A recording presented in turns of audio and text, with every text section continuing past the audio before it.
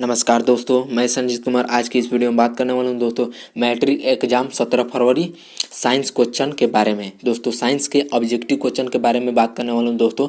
40 में 40 नंबर आएगा। तो दोस्तों देखिए यहाँ पे आपका फर्स्ट क्वेश्चन की ओर चलते हैं दोस्तों। यहाँ पे देगा किस दर्पण की फोकस दूरी ऋणात्मक होती है। तो आपका आंसर हो जाएगा दोस्तों उत्तल दर्पण। आपका आंसर सी हो जाएगा। उसके बाद से दोस्तों 2 नंबर क्वेश्चन की ओर चलते हैं। दर्पण की फोकस दूरी एफ और वक्रता त्रिज्या आर में क्या संबंध है। तो दोस्तों आपका इसमें आंसर हो जाएगा यहाँ से बी।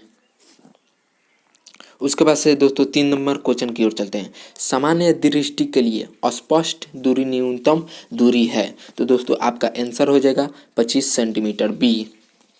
उसके बाद से दोस्तों 4 नंबर क्वेश्चन की ओर चलते हैं। श्वेत प्रकाश का कौन सा रंग वर्ण किसी प्रिज्म से गुजरने के पश्चात सबसे कम झुकता है। तो आपका आंसर हो जाएगा दोस्तों सी लाल। उसके बाद से दोस्तों चलते हैं यहाँ पे 5 नंबर क्वेश्चन की ओर। मानव आँख की रेटिना द्वारा बनाई गई छवि होती है। तो आपका आंसर हो जाएगा बी। उसके बाद से दोस्तों यहाँ से चलते हैं 6 नंबर क्वेश्चन की ओर। आकाश का रंग नीला प्रतीत होता है क्यों। तो दोस्तों आपका आंसर हो जाएगा बी प्रकाश के परिकिरण के कारण। तो दोस्तों 7 नंबर क्वेश्चन की ओर चलते हैं। किस दर्पण से वस्तु का प्रतिबिंब बड़ा बनता है। किस दर्पण से वस्तु का प्रतिबिंब बड़ा बनता है। तो आपका आंसर हो जाएगा बी। उसके बाद से दोस्तों चलते हैं 8 नंबर क्वेश्चन की ओर। निम्नलिखित में से कौन सा लेंस निकट दृष्टि दोष को ठीक करने के लिए होता है। तो आपका आंसर हो जाएगा दोस्तों अवतल लेंस। 8 नंबर का आंसर हो जाएगा दोस्तों अवतल लेंस। अब चलते हैं 9 नंबर क्वेश्चन की ओर। निम्नलिखित में से कौन उपकरण विद्युत धारा की उपस्थिति दर्शाता है। तो आपका आंसर हो जाएगा दोस्तों यहाँ पे वोल्टीमीटर। आपका आंसर डी हो जाएगा। उसके बाद से 10 नंबर क्वेश्चन की ओर चलते हैं। दाएं हाथ के अंगूठे के नियम को किसने प्रतिपादित किया। तो आपका आंसर हो जाएगा दोस्तों यहाँ पे फ्लेमिंग। उसके बाद से अगला क्वेश्चन की ओर चलते हैं दोस्तों। यहाँ से देखिए दोस्तों विभवांतर का एसआई मात्रक होता है। दोस्तों विभवांतर का एसआई मात्रक होता है। 11 नंबर का आंसर हो जाएगा दोस्तों आपका ए। उसके बाद से अगला क्वेश्चन की ओर चलते हैं। निम्नलिखित में से किस संयोजन द्वारा प्रतिरोध का मान बढ़ाया जाता है। तो आपका आंसर हो जाएगा ए श्रेणी क्रम द्वारा। उसके बाद से अगला क्वेश्चन की ओर चलते हैं। चुंबकीय बल रेखा की प्रकृति होती है। चुंबकीय बल रेखा की प्रकृति होती है। तो आपका 13 नंबर का आंसर हो जाएगा काल्पनिक ए। उसके बाद से अगला क्वेश्चन की ओर चलते हैं दोस्तों 14 नंबर। 1 किलो घंटा बराबर होता है। 1 किलो घंटा बराबर होता है। तो दोस्तों आपका आंसर हो जाएगा 3.6 गुणे 10 के पावर 6 जूल। सॉरी दोस्तों 3.6 गुणे 10 के पावर 6 जूल आपका आंसर होगा दोस्तों। ये इसमें सी नंबर आपका आंसर हो जाएगा। तो दोस्तों अगला क्वेश्चन की ओर चलते हैं। यहाँ पे 15 नंबर। नवीकरणीय ऊर्जा का स्रोत होता है। नवीकरणीय ऊर्जा का स्रोत होता है। आपका आंसर हो जाएगा बी सौर ऊर्जा। अगला क्वेश्चन की ओर चलते हैं दोस्तों। कौन सा लेंस अपसारी लेंस कहा जाता है। तो आपका आंसर हो जाएगा दोस्तों 16 नंबर का ए। 16 नंबर के ए आंसर हो जाएगा दोस्तों। अब यहाँ पे देखिए अगला क्वेश्चन की ओर चलते हैं। प्रकाश का प्राथमिक वर्ण कौन है। तो आपका इसमें आंसर हो जाएगा उपयुक्त सभी। अगला क्वेश्चन की ओर चलते हैं दोस्तों। यहाँ पे देखिए 18 नंबर। निम्नलिखित में से कौन नेत्र का रंगीन भाग होता है। निम्नलिखित में से कौन नेत्र का रंगीन भाग होता है। तो दोस्तों आपका आंसर हो जाएगा कार्निया ए। उसके बाद से अगला क्वेश्चन की ओर चलते हैं। 1 HP बराबर होता है। तो आपका आंसर हो जाएगा दोस्तों ए 746 वाट।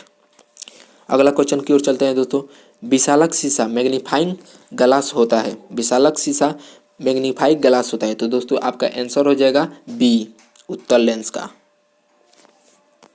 उसके बाद से दोस्तों अगला क्वेश्चन की ओर चलते हैं। जब किसी चालक तार से विद्युत धारा प्रवाहित होती है तो गतिशील कण है। तो दोस्तों आपका सिंपली हो जाएगा यहाँ पे डी इलेक्ट्रॉन। उसके बाद से अगला क्वेश्चन की ओर चलते हैं दोस्तों। एम्पियर घंटा मात्रक है। तो आंसर हो जाएगा बी आवेश का।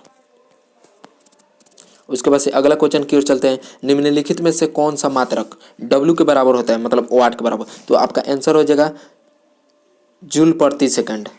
आपका आंसर हो जाएगा ए। उसके बाद से अगला क्वेश्चन की ओर चलते हैं दोस्तों। यहाँ पे देखिए विद्युत धारा का मात्रक है, तो आपका आंसर हो जाएगा दोस्तों। यहाँ पे देखिए दोस्तों 24 नंबर का आंसर हो जाएगा ए, एम्पियर। उसके बाद से अगला क्वेश्चन की ओर चलते हैं। ग्लोबल वार्मिंग के लिए उत्तरदायी गैस कौन है? तो आपका आंसर हो जाएगा दोस्तों यहाँ पे CO2। अगला क्वेश्चन की ओर चलते हैं दोस्तों। शरीर में भोजन का पाचन किस प्रकार की अभिक्रिया है? शरीर में भोजन का पाचन किस प्रकार की अभिक्रिया है? तो आपका आंसर हो जाएगा दोस्तों ए, उपचयन।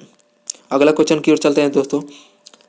कली चूना पर जब जल डाला जाता है तब अभिक्रिया होती है, तो आपका आंसर हो जाएगा ए, ऊष्माक्षेपी। अगला क्वेश्चन की ओर चलते हैं दोस्तों। निम्नलिखित में से कौन सबसे अधिक अभिक्रियाशील है? तो दोस्तों 28 नंबर का क्वेश्चन हो जाएगा सी। अगला क्वेश्चन की ओर चलते हैं दोस्तों। यहाँ पे देखिए चूना जल का रासायनिक सूत्र आपका आंसर हो जाएगा डी, CaOH2। अगला क्वेश्चन की ओर चलते हैं दोस्तों। कोई विलयन लाल लिटमस पत्र को नीला कर देता है, उसका pH मान होगा? तो देखिए दोस्तों इसमें 11 भी होगा, 10 भी होगा, तो आपका आंसर हो जाएगा ए और बी, डी आंसर हो जाएगा दोस्तों। अगला क्वेश्चन की ओर चलते हैं। एल्काइन में कार्बन के बीच कितने सहसंयोजी बंधन होते हैं? तो आपका आंसर हो जाएगा दोस्तों यहाँ पे सी, 3 बंधन होते हैं। अगला क्वेश्चन की ओर चलते हैं दोस्तों। ग्लूकोज का आणविक सूत्र होता है, तो आपका आंसर ए, C6H12O6 ये होता है दोस्तों। अगला क्वेश्चन की ओर चलते हैं। उच्च वसीय अम्लों के सोडियम लवण कहलाते हैं, तो आपका आंसर हो जाएगा साबुन, आंसर हो जाएगा ए। अगला क्वेश्चन की ओर चलते हैं। CHO अभिक्रियाशील मूलक को कहते हैं, आपका आंसर हो जाएगा अल्डिहाइड, आपका आंसर ए हो जाएगा। अगला क्वेश्चन की ओर चलते हैं दोस्तों। आवर्त सारणी के किसी आवर्त में बाएं से दाएं जाने पर तत्वों की परमाणु त्रिज्या घटती है या बढ़ती है? तो आपका आंसर हो जाएगा दोस्तों ए, घटती है। अगला क्वेश्चन की ओर चलते हैं दोस्तों। निम्नलिखित तत्वों को उनके अधातु गुण के अनुसार बढ़ते क्रम में सजाएं, तो आपको इसमें देखना है दोस्तों बढ़ते क्रम में कौन सा है और धातु एक बराबर है कि नहीं। तो देखिए दोस्तों आपका आंसर हो जाएगा इसमें बी। उसके बाद से अगला क्वेश्चन की ओर चलते हैं। सिलिकॉन क्या है? तो दोस्तों सिलिकॉन क्या है? आपका आंसर हो जाएगा यहाँ से सी, उपधातु। अगला क्वेश्चन की ओर चलते हैं।